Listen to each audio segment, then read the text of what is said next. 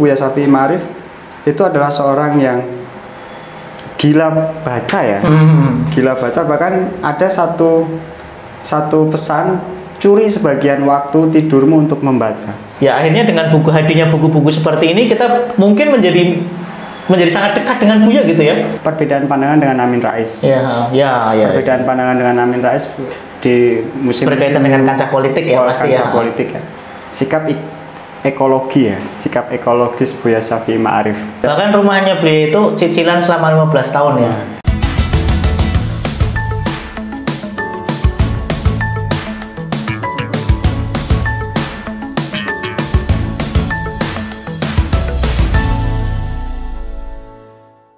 Selamat datang kembali pemirsa di Buka Buku by Persipana.id. Kali ini Persipana hadir di edisi khusus mengenang meninggalnya Buya Syafi'i Ma'arif yang telah berpulang dari kita semuanya pada tanggal 27 Mei 2020 tepat pukul 10.15. Semoga jasa baik beliau dan segala pemikiran beliau dan segala perilaku beliau dapat kita teladani sebagai seorang guru bangsa yang kita menjadikan diri kita sebagai anak angkat beliau, yang kita mengangkat diri kita sendiri untuk siap menyiapkan hati dan pikiran dan juga telinga kita untuk siap mendengarkan setiap petuah-petuah beliau yang akhirnya menjadi teladan dan juga menjadi pedoman kita dalam berislam dan dalam berkeindonesiaan. Hadir pada kesempatan kali ini di samping kanan saya seorang pengulas, Mas Aditya Yoga Pratama. Beliau sudah beberapa kali hadir di Buka Buku dan kali ini di edisi khusus ini kita akan bersama-sama mengulas mengenai kepribadian dari seorang Profesor Buya Syafi'i Ma'arif yang semoga dengan ulasan ini kita bisa mengambil berbagai macam hikmah, berbagai macam ibroh, berbagai macam pelajaran mengenai ajaran-ajaran dari beliau. Selamat datang Mas Yoga. Selamat datang Mas Budi. Selamat datang Mas Yoga. Kita masih di dalam suasana yang cukup berkabung atas meninggalnya Profesor Buya Syafi'i Ma'arif pada hari Jumat kemarin. Semoga meninggalnya beliau tepat di hari Jumat adalah hari yang baik. Dan semoga amal ibadahnya diterima Allah Subhanahu wa taala. Amin. Amin. Hari ini kita akan mengulas buku apa Mas Yoga? Mozaik Keteladanan Buya Syafi'i Ma'arif, Kesaksian Hidup Bersama Guru Bangsa, karya Erik Taufani Soumey. Ya, jadi ini adalah sebuah buku yang ditulis oleh Erik Taufani Soumey yang dia banyak sekali memberikan ulasan-ulasan mengenai Profesor Buya Syafi'i Ma'arif ini.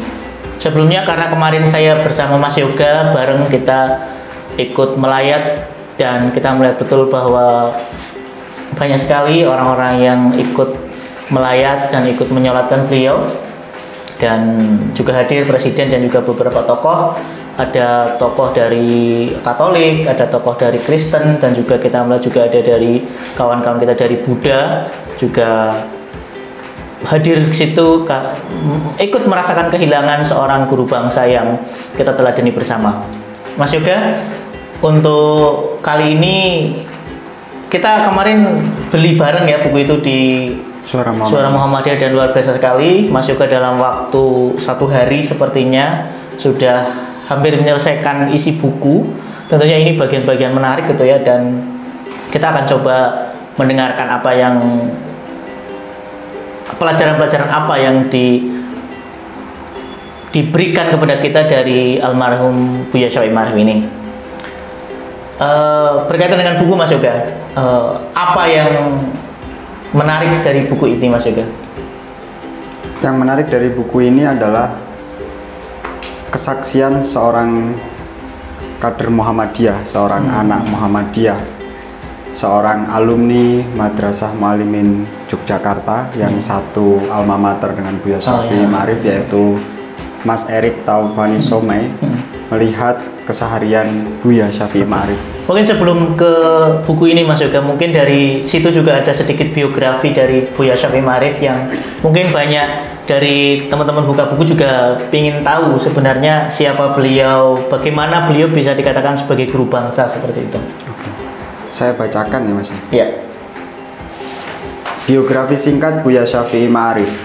Aku terdampar ke tepian semata-mata karena belas kasihan ombak.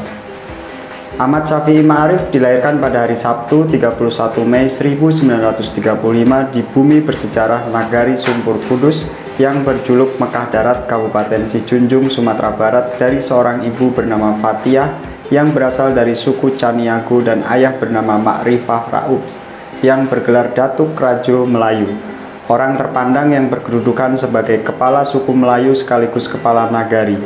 Pi, demikian orang memanggil Buya Syafi'i saat masih kecil, ditinggal sang ibunda tercinta untuk selama-lamanya saat masih berumur 2 tahun.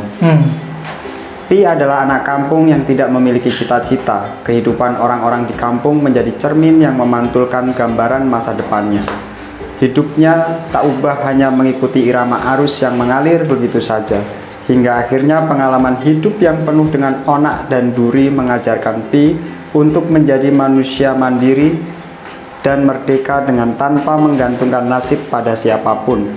Kegagalan demi kegagalan menjadikan Pi menjelma menjadi manusia yang tidak percaya pada kegagalan itu sendiri. Kegagalan bagi Pi adalah tangga untuk meraih keberhasilan.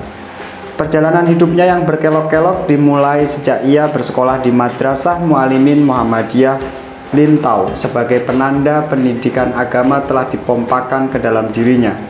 Pendidikan agamanya semakin terpupuk dan wawasannya semakin luas saat ia melanjutkan sekolah di Madrasah Mu'alimin Muhammadiyah Yogyakarta, lulus tahun 1956. Sekolah kader yang didirikan langsung oleh Kiai Haji Ahmad Dahlan dan di bawah pembinaan langsung pimpinan pusat Muhammadiyah. Ini sekaligus sebagai penanda awal seorang Pi berjuang hidup di rantau non jauh dari kampung halaman. Pendidikan kader Mu'alimin Yogyakarta ini kemudian mengantarkan Pi ke Lombok sebagai anak panah Muhammadiyah yang dibenum selama 1 tahun sebagai syarat kelulusan. Dengan segala keterbatasan dan situasi yang sulit, Syafi'i kembali ke Yogyakarta untuk melanjutkan pendidikan di Universitas Cokroaminoto pada gelar sarjana muda tahun 1957 sampai 1964 dan IKIP Yogyakarta untuk gelar sarjana 1 atau strata 1 lulus tahun 1968. Sambil kuliah, Syafi'i bekerja menjadi pelayan di sebuah toko kain di Solo. Masa-masa itu hidupnya pontang-panting Yogyakarta Solo. Demi pendidikan dan sesuap nasi hingga akhirnya Murdio, teman sekelasnya saat di Mu'alimin Yogyakarta, datang mengajak Syafi'i ke Baturetno Wonogiri untuk mengembangkan Muhammadiyah. Di Wonogiri, Syafi'i memulai karirnya sebagai guru honorer di beberapa sekolah menengah bersama Murdijo. Kisah tentang Buya di Wonogiri ini termuat dalam 2 judul tulisan di buku ini. Selanjutnya, pintu pendidikan Syafi'i semakin terbuka lebar hingga ia mampu melanjutkan pendidikan S2 dan S3 di Ohio State University dan Chicago University. Di kampus ini, Syafi'i mengalami pencerahan spiritual dan intelektual atas peran gurunya Fazlur Rahman. Ya. Salah seorang pemikir Islam paling berpengaruh pada abad ke-20 hingga saat ini. Di bawah bimbingan Rahman, Syafi'i belajar di kampus ini bersama dengan sahabat karibnya Nurkolis Majid dan Amin Rais. Sepulangnya dari Amerika, Syafi'i Ma'arif bersama dengan Amin Rais berkiprah di Persyarikatan Muhammadiyah. Mula-mula masuk sebagai pengurus di Majelis Tabligh PP Muhammadiyah. Di masa kepemimpinan Kiai Haji Ahmad Azhar Bashir, Amin Rais adalah salah seorang wakil ketua dan sempat menggantikan Azhar Bashir yang meninggal dunia pada bulan Juni tahun 1994. Kemudian saat Muktamar Muhammadiyah di Aceh tahun 1995, Amin Rais dikukuhkan sebagai Ketua Umum PP Muhammadiyah dan Buya Syafi'i sebagai salah seorang wakilnya. Saat Amin Rais mundur dari posisi Ketua Umum PP Muhammadiyah pada Agustus 1998 untuk memimpin Partai Amanat Nasional, Syafi'i Ma'arif menggantikan posisinya sebagai Ketua Umum PP Muhammadiyah berdasarkan ketetapan Sidang Tanwir di Bandung pada Desember 1998.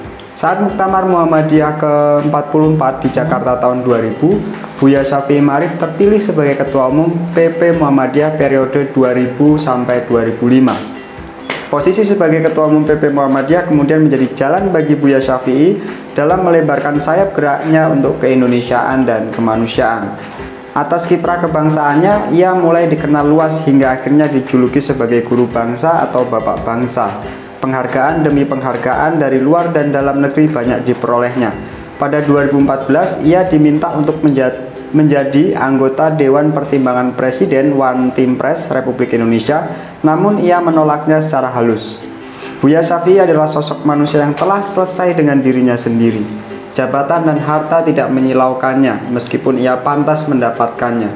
Kini ia lebih memilih berjuang dalam kesunyian, pemikirannya yang lugas, tajam, dan bernas dituangkannya dalam tulisan-tulisan yang tersebar di media cetak dan elektronik. Ia juga masih terus berjuang tanpa kenal lelah dalam mewujudkan pembangunan Madrasah Muallimin Muhammadiyah Yogyakarta di Sedayu sebagai ketua tim pengembangan. Sekian biografi singkat Buya Syafi'i Ma'arif. Jadi teman-teman, memang keteladanan Buya Syafi'i Ma'arif ini memang di kalangan teman-teman yang dia beraktivitas di Muhammadiyah memang terkenal dan dikenal luar biasa seperti itu ya. Pun dengan beberapa kawan-kawan kita yang dia berada di gerakan-gerakan lain pun sama memiliki banyak kenangan-kenangan luar biasa. Ketika kemarin setelah kita takziah itu, kita kan pasti akan segera mencari banyak-banyak tulisan yang sudah termuat di media massa mengenai Buya Syafi'i Ma'arif itu kan. Salah satunya tulisannya Agus Mojok. Beliau juga memberikan beberapa ulasan yang begitu menarik yang saya baca di di laman Instagramnya, bahwa beliau juga melihat bahwa di dalam diri seorang Buya Syafi'i Ma'arif ada keteladanan yang luar biasa. Ketika dia bercerita, ketika dia mau mewawancara Buya Syafi'i, dia mengatakan bahwa acara yang dia buat itu kan jumpa kiai. Seloroh Buya itu mengatakan salah kalian kesini karena di Muhammadiyah itu nggak punya kiai ya, punyanya profesor seperti itu. Di lain hal, ketika mereka para Gus Durian, ketika itu Gus Durian sedang menuju ke masjidnya karena beliau pasti ditemui di masjid, beliau mengatakan ayo kita pindah ke pos kamling saja gitu kan. Di pos kamling lebih recommended untuk membuat video gitu kan. Pun ketika Agus dan teman-temannya melihat bahwa di pos kamling itu agak kotor, mereka ingin berinisiatif untuk menyapu, mencari sapu agar bersih gitu kan. Sebelum mereka bergerak, Buya Syafi'i sudah bergerak dan sudah menyapunya. Biasa anak muda pasti akan punya keinginan untuk segera membantu gitu kan, atau segera iki aku wae, atau niki kula mawon Buya gitu kan. Namun biasa sering kita dengar bahwa ketika Buya di seperti itu kan, dia pasti akan menjawab, memangnya saya sudah tidak bisa. Nah, dengan gaya-gaya seperti itu dan ulasan dari teman-teman ya, semoga itu merepresentasikan teman-teman Gus Durian ketika itu ya, juga luar biasa seperti itu. Pun dengan ketika tadi malam kita melihat TV One ada takziah virtual kalau nggak salah itu dari Gusmus pun mengatakan bahwa Buya Syafi'i adalah waliullah, bahwa beliau adalah orang yang diberikan kecerdasan oleh Allah untuk menjadi salah satu referensi di dalam kehidupan kita. Nah, masuk ke buku ini Mas Yoga, dari tulisannya Mas Erik ini ada beberapa contoh keteladanan yang dituliskan oleh Mas Erik ini. Mas Erik Taufani Someng ini membagi buku ini menjadi 3 bagian, Mas Budi. Yang pertama adalah mozaik keteladanan, seperti yang dikatakan Mas Budi dengan banyak kesaksian di media pasca wafatnya, pasca meninggalnya Buya Syafi'i Ma'arif itu. Kemudian yang kedua ada mozaik kesederhanaan. Nah, di mozaik kesederhanaan ini orang mungkin akan lebih memahami atau lebih mampu membaca bagaimana kesederhanaan Buya Syafi'i Ma'arif dilihat dari cara pandang yang dekat. Cara pandang yang dekat di sini adalah dari Mas Erik ini, karena Mas Erik Taufan ini yang selalu mendampingi Buya Syafi'i Ma'arif kemanapun ya, ke Solo, Jogja, kemudian Jakarta, kemudian ke beberapa tempat-tempat di mana ketika itu Buya Syafi'i Ma'arif harus mengisi seminar atau harus mengisi pengajian ya, termasuk banyak hal yang dipotret oleh Mas Erik ini. Kemudian ada mozaik kemandirian. Saya melanjutkan apa yang dikatakan oleh Agus Mulyadi. Iya. Agus Mulyadi berkaitan dengan kebersihan. Mas Erik di sini menuliskan satu tulisan berkaitan dengan bagaimana seorang Buya Syafi'i Ma'arif memberikan nasihat kepada Mas Erik tentunya ketika perjalanan Pramek dari Solo ke Yogyakarta. Naik Pramek ya? Ya, dari Solo ke Yogyakarta, turun stasiun Purwosari, itu memberikan pesan atau nasihat kepada Buya Syafi'i Ma'arif Buya Syafi'i Ma'arif memberikan pesan kepada Mas Erik tentunya itu untuk membuang sampah pada tempatnya. Karena waktu itu Mas Erik membawa 2 botol minuman, yang satu minuman tawar, yang satu minuman manis. Kemudian 2 ciki-ciki atau 2 makanan ringan ya. Ciki-ciki. 2 makanan ringan yang biasa itu plastik semua ya bungkusnya. Nah, itu Buya menyampaikan yang pertama, masih muda kok minum yang manis-manis. Masih muda kok minum yang manis-manis gitu.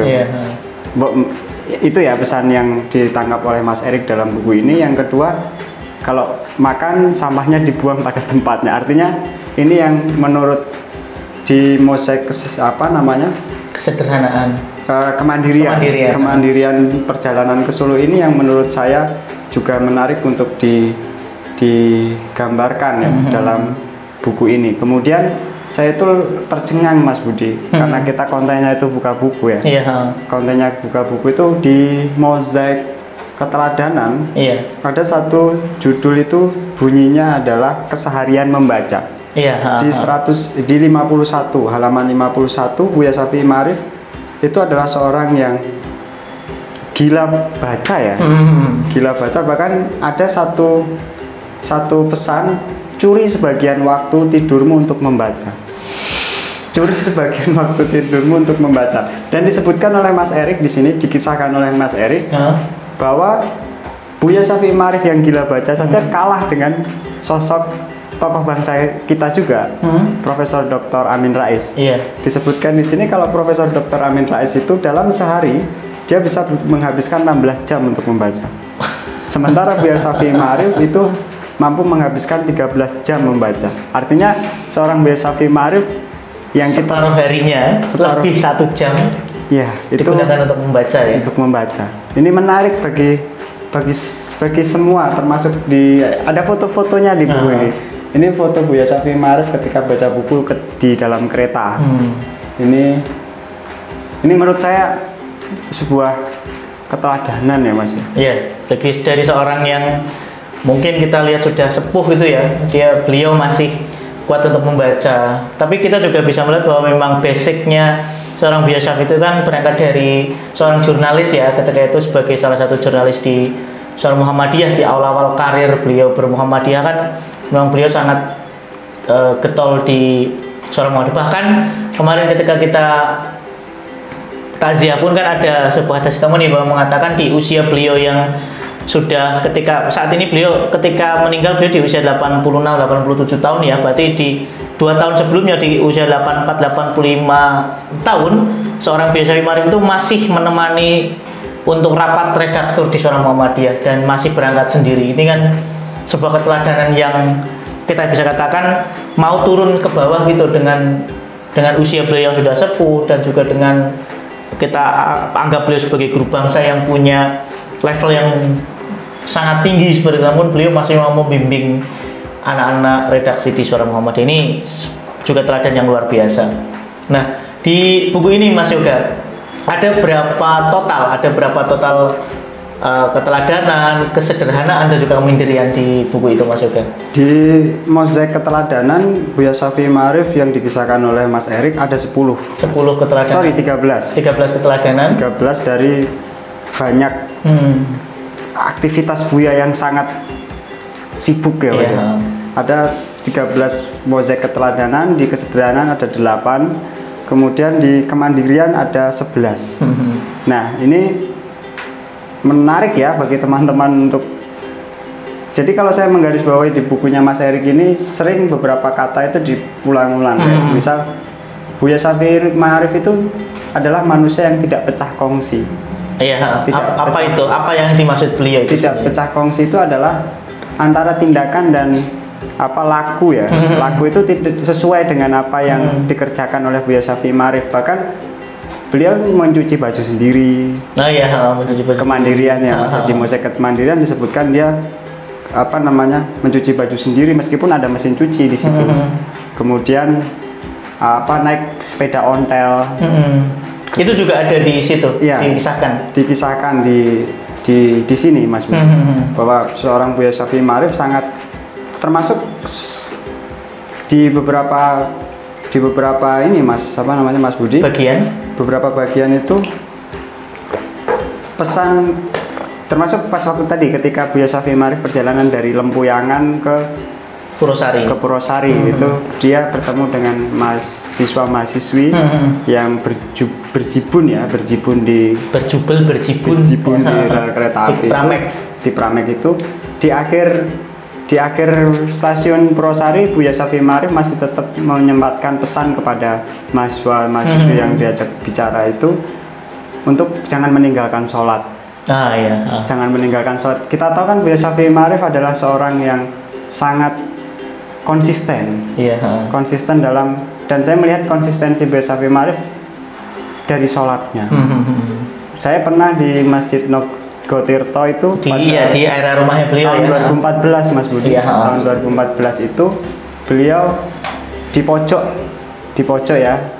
itu dia menggunakan kursi kursi sholat, menggunakan kursi. Kemudian dia tetap masih berdiri gitu kan ketika duduk. Dia tetap masih berdiri tapi untuk sujud dia duduk lagi gitu. Artinya seorang Buya Syafi'i Ma'arif dalam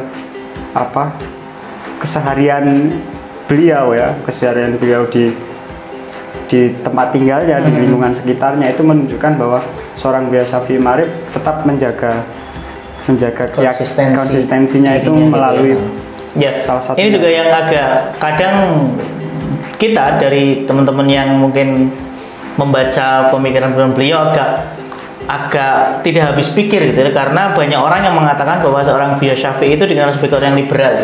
Ya mungkin basic karena beliau belajar S2 dan S3-nya di Chicago ya, yang akhirnya muncul istilah 3 pendekar Chicago ya, Nurholis Majid, Amin Rais, dan juga Buya Syafi'i Ma'arif ini. Padahal kalau kita lihat dari keteladanan beliau itu, ya tadi sholat itu kan bagian yang paling penting dari kita sebagai muslim gitu. Walaupun saya juga tidak melihat baju keulamaan, baju seorang pemikir ulama Islam ya, yang nyun sewu saat ini. Mungkin kalau kita ngomong ulama, dia pakai sorban, dia pakai baju putih, terus lengan panjang dan sebagainya, yang secara bentuk itu kita melihat bahwa itu adalah identitas seorang muslim. Yang itu pun banyak dilakukan atau kita lihat di mahasiswa-mahasiswa atau orang-orang saat ini gitu kan. Tapi di Buya Syafi'i itu yang membuat saya menjadi pede gitu, bahwa berislam itu bukan tentang baju yang kamu kenakan gitu, tapi tentang laku yang kamu perbuat seperti itu. Pun ya kita tidak alfa dari berbagai macam kesalahan gitu kan, kita juga pernah salah dan sebagainya, tapi dari Buya Syafi'i itu kita melihat bahwa kita sebagai manusia Islam, seberapapun level keislaman kita memang harus pede gitu, harus percaya diri bahwa kita adalah sebagai seorang muslim kayak gitu. Itu yang saya lihat gitu dari seorang Buya Syafi'i yang dengan keulamaannya. Ya kalau kita ngomong itu kan sebagai cendekiawan muslim ya, cendekiawan muslim gitu kan. Nah, kembali ke buku ini Mas Yoga, dari penuturan siapa namanya? Mas Erik ini ditulis di tahun berapa bukunya ini Mas? Buku ini ditulis pada tahun 2020. Ya, 2020, berarti 2 tahun yang lalu ya?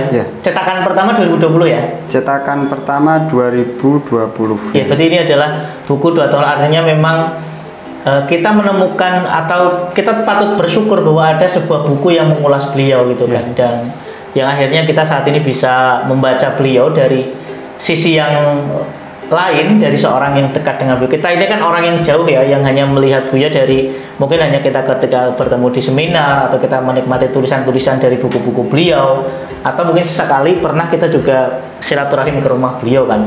Ini yang mungkin membuat kita sebagai anak angkat beliau merasa kehilangan itu ya, belum siap untuk kehilangan seorang guru bangsa yang petuah-petuahnya untuk bangsa ini masih sangat butuhkan seperti itu. Nah, berkaitan dengan tadi Mas Yoga, diulas nggak di situ berkaitan dengan penolakan seorang Buya Syafi'i untuk menjadi seorang Patimpres, pertimbangan presiden ya, dan beliau menolak. Di sini diulas nggak oleh Mas Erik? Kenapa kok Buya Syafi'i menolak itu gitu? Padahal orang sekelas beliau tak kira sangat mudah untuk mendapatkan jabatan-jabatan penting di negara ini.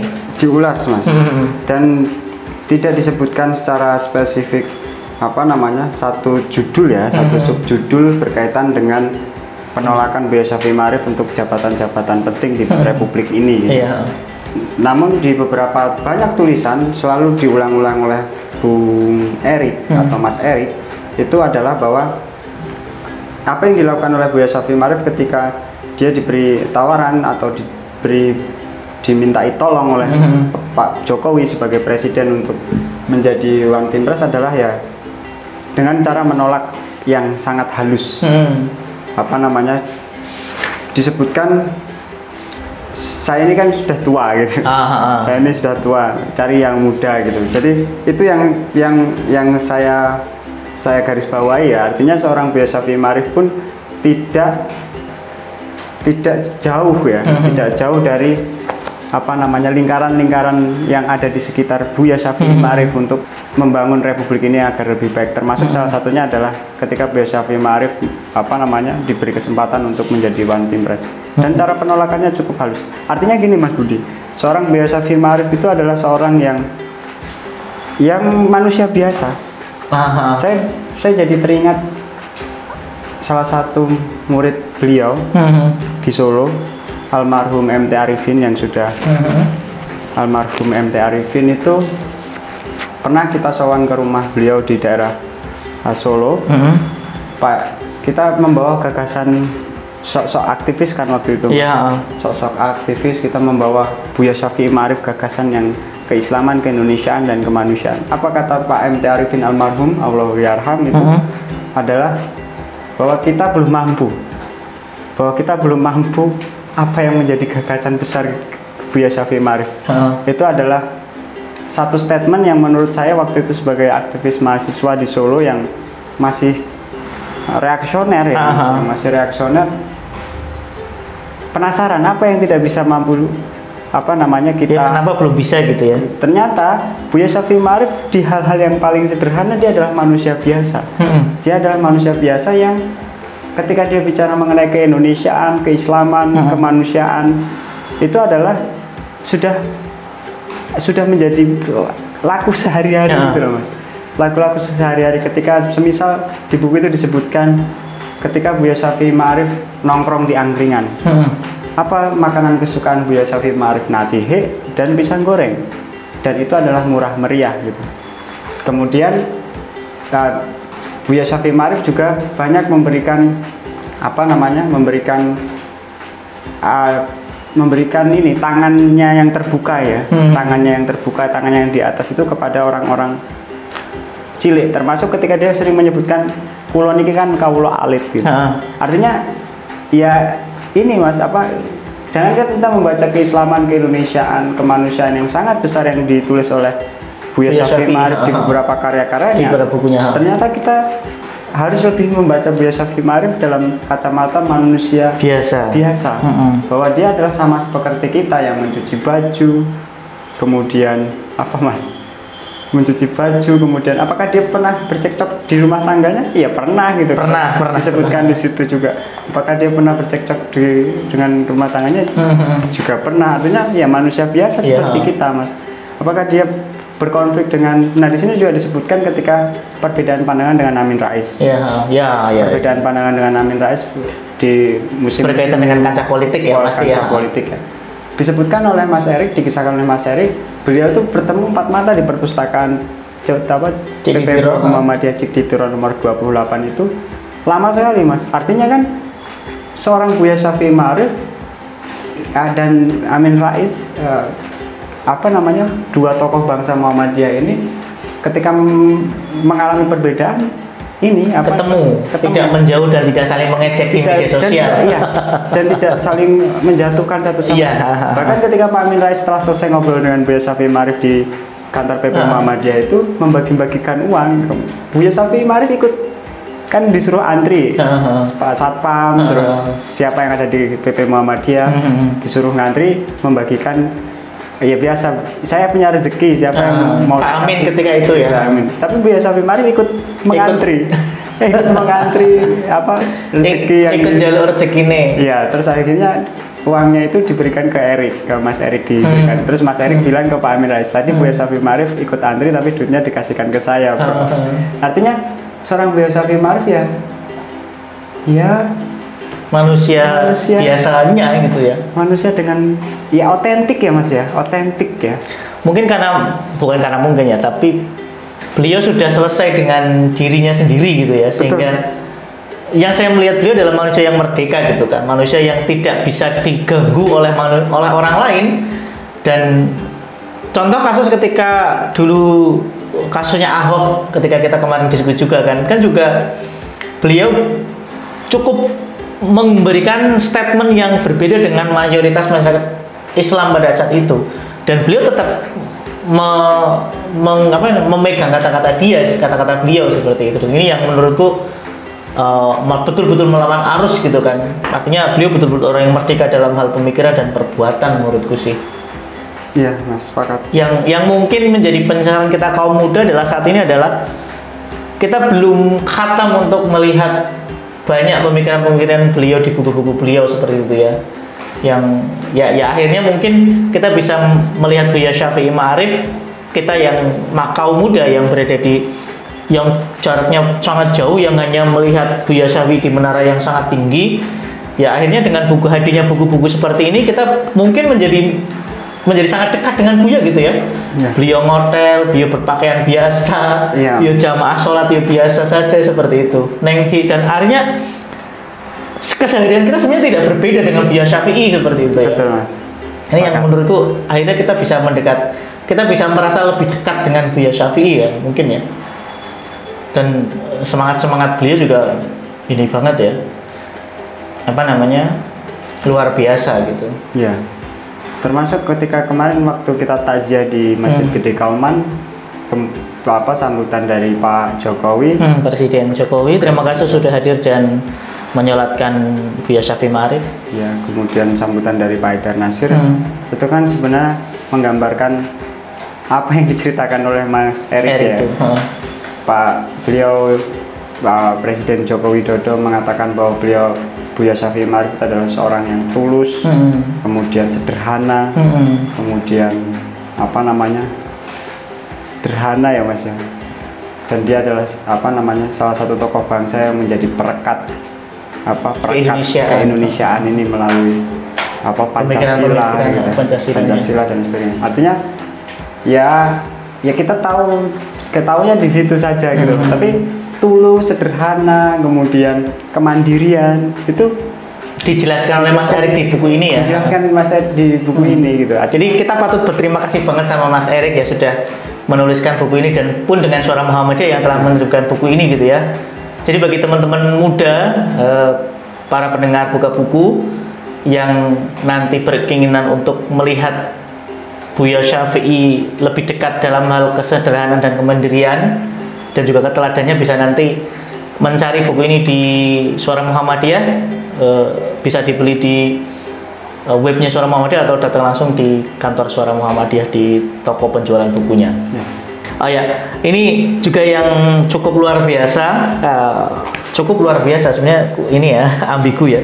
Yang luar biasa hari ini beberapa koran nasional, ada Kompas, ada Republika, bahkan Indonesia News dan sebagainya.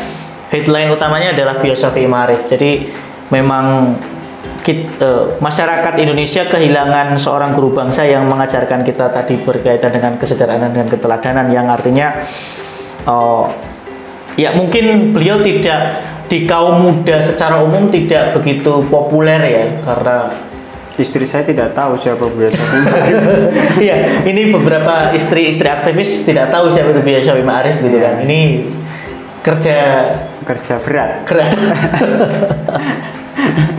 Ya tidak menjadi masalah sebenarnya kan itu. Ya karena memang setiap orang itu frekuensinya berada pada frekuensi tertentu gitu kan, dan apakah orang itu mau menuju frekuensi itu atau mengambil frekuensi itu atau menuju ke frekuensi itu kan juga kita tidak bisa memaksa seperti itu. Akhirnya seorang Buya Syafi'i juga tidak menginginkan itu gitu ya, tidak menginginkan penghormatan begitu kan. Beliau sebagai orang biasa yang ya sudah biasa bertukar pikiran dan sebagainya. Nah, salah satu headline dari Kompas pagi ini adalah nyala abadi suluh bangsa. Ada salah satu statement di depannya adalah berpulangnya Ahmad Syafi'i Ma'arif pada 27 Mei tahun 2022 merupakan kehilangan besar bagi bangsa Indonesia. Kesahajaan dan ketekunan dalam menjaga keberagaman menjadi teladan abadi. Jadi di isu saat ini, isu perpecahan, isu etnis dan sebagainya memang masih sangat masih sangat runyam dan banyak digunakan oleh orang-orang tidak bertanggung jawab untuk memecah belah bangsa kita, dan teladan Syafi'i Ma'arif tentunya menjadi teladan yang otentik. Nah, di buku ini disebutkan nggak sama Mas Erik berkaitan dengan keteladanan keberagaman itu, Mas Yoga? Disebutkan, Mas. Sangat disebutkan ketika semisal dia membicarakan mengenai demo 411 yang Ahok. Iya, demo Ahok itu, bukan yang 212 ya? Bukan yang 411. 411 37. Nah, ini Mas Erik ini sok-sokan mau minta pendapat ke Buya Syafi'i Ma'arif, tapi disebutkan oleh Buya Syafi'i Ma'arif, dikisahkan di Mas Erik ini bahwa kenapa beliau itu sangat menyuarakan kebenaran. Kalau Pak M. Arifin yang sekali lagi muridnya beliau di UNY IKIP Yogyakarta itu kan yang katakanlah walaupun itu pahit, itu apa, Mas? Kulil hak walau kana muron. Kulil hak walau kana muron. Nah, itu benar ya tidak pecah kongsi ya. Dilakukan oleh Buya Syafi'i. Tidak pecah kongsi gitu loh, Mas, bahwa urat saya tidak takut. Urat takut saya sudah lama putus kan. Kemudian ketika saya tidak membela Ahok, proses hukum tetap harus jalan. Jika diputuskan bersalah, Ahok harus siap menerima hukumannya. Tapi jika tidak dinyatakan bersalah, ya kita hormati proses hukum. Artinya seorang Buya Syafi'i Ma'arif mengomentari berkaitan dengan Al-Maidah ayat 53 berkaitan dengan kepemimpinan ya. Itu Ahok ini mulutnya memang kasar.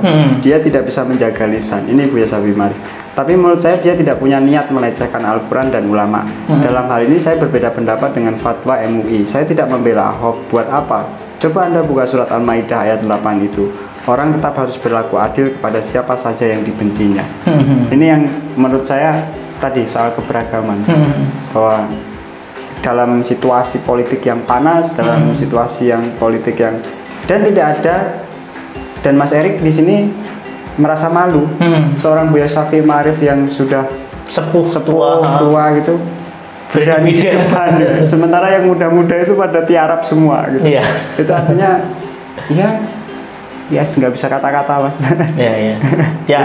Ini adalah pengalaman menarik ya bagi kita sebagai kaum muda yang melihat kita masih berada hidup dan melihat sosok Buya Syafi'i Ma'arif gitu kan, dan tentunya menjadi teladan baik untuk kita semuanya berkaitan dengan beliau. Saya sebagai pribadi itu sendiri mengawali bahwa saya melihat sosok Buya Syafi'i dalam hal pemikiran ketika saya membuat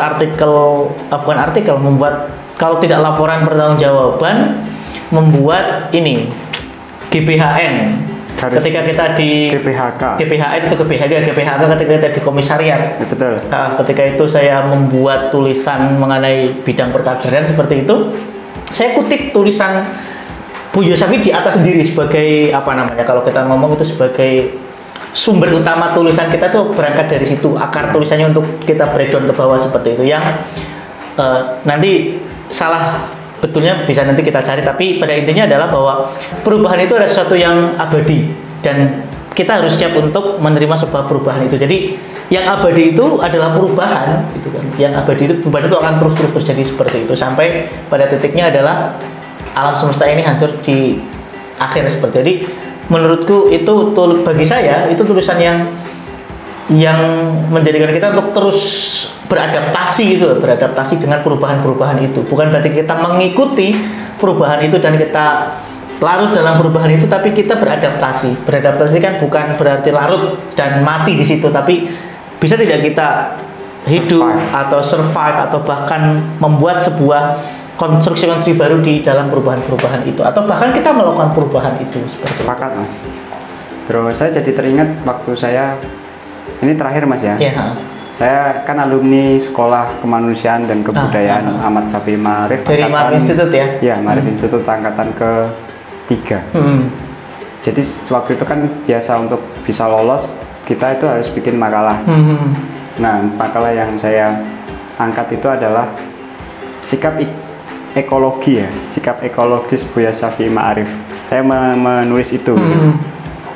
Saya mengambil sumber primernya itu dari tulisan-tulisan Buya yang ada di Resonansi Republika. Jadi saya sempat dulu waktu itu tahun 2019 kira-kira saya ikut di Sawangan Depok Ma'arif Institute itu saya melihat ternyata kecenderungan Buya Syafi'i Ma'arif, ini perspektif saya Mas ya. Kecenderungan Buya Syafi'i Ma'arif itu yaitu tadi bahwa dia adalah seorang yang sangat ekologis. Ini dari kan kita disuruh kira-kira pemikiran Buya Syafi'i Ma'arif apa gitu. Nah, kita kan masih mandangnya itu kan yang besar-besar gitu loh Mas. Ternyata di tulisan-tulisan yang sangat sederhana, bahkan disebutkan oleh Mas Erik, bahkan untuk ikut membantu kampus terpadu Madrasah Muallimin itu Buya Syafi'i Ma'arif menulis di Resonansi Republika itu untuk meminta para dermawan-dermawan yang ada di luar sana untuk ikut bergabung. Artinya itu menurut saya di sini termasuk dia menceritakan tentang tukang sampahnya di perumahan Pesona Regensi ya. Di Nogotirto itu kemudian juga dia berdialog dengan tukang bangunan yang membenarkan rumahnya. Itu artinya kemudian dia bahkan rumahnya beliau itu cicilan selama 15 tahun ya. Ini luar biasa, seorang mantan ketua PP Muhammadiyah itu, ini rumah itu cicilan dan selesai di tahun ke-15. Dan ketika beliau jadi ketua umum, beliau masih nyicil rumah itu. Apa yang dikatakan ketika orang mengatakan bahwa Buya Syafi'i Ma'arif itu adalah orang yang sederhana? Saya nggak sederhana kalau di buku ini ya. Saya nggak sederhana. Ada yang lebih sederhana daripada saya. Nggak sederhana. Saya beliau ngomong ngetika gitu. Di buku ini ya Mas. Pak R lebih zuhud daripada. Artinya kan seorang Buya Syafi'i masih tetap merendah ya dalam konteks ini ya, dalam konteks kehidupan beliau yang dan dia mereferensi seorang A.R. Fakhruddin yang dia dikenal sebagai orang yang sangat sederhana juga di lingkungan Muhammadiyah dan di lingkungan pemikiran Islam di Indonesia seperti itu. Ya Mas. Oke, begitu teman-teman semuanya. Kali ini perbincangan kita mengenai sosok Buya Syafi'i Ma'arif yang kita angkat dari bukunya Mas Erik yang berjudul Mozaik Keteladanan Seorang Buya Syafi'i Ma'arif, dengan ada 3 subbagian, yaitu bagian keteladanan, bagian kesederhanaan dan juga bagian kemandirian. 3 hal itu yang disorot oleh Mas Erik sebagai seorang yang dekat dengan beliau, sebagai seorang muda yang sangat dekat dengan beliau dan mengetahui, ibaratnya mengetahui keseharian dari Buya Syafi'i Ma'arif, dan itu otentik, tidak dibuat-buat dan bukan gimmick ya. Jadi sepakat. Ini adalah pelajaran bagi kita sebagai kaum muda untuk jujur dalam bertindak dan juga berani dalam berpikir. Begitu teman-teman semuanya, tetap saksikan kami di Buka Buku by Persepena.id. Untuk video-video yang lain dapat Anda saksikan, teman-teman saksikan di video-video sebelumnya. Baik, kita akhiri perbincangan kita kali ini, Mas Yoga, edisi spesial meninggalnya almarhum Buya Syafi'i Ma'arif pada tanggal 27 Mei tahun 2022. Begitu teman-teman semuanya, mari membuka dan terus membaca.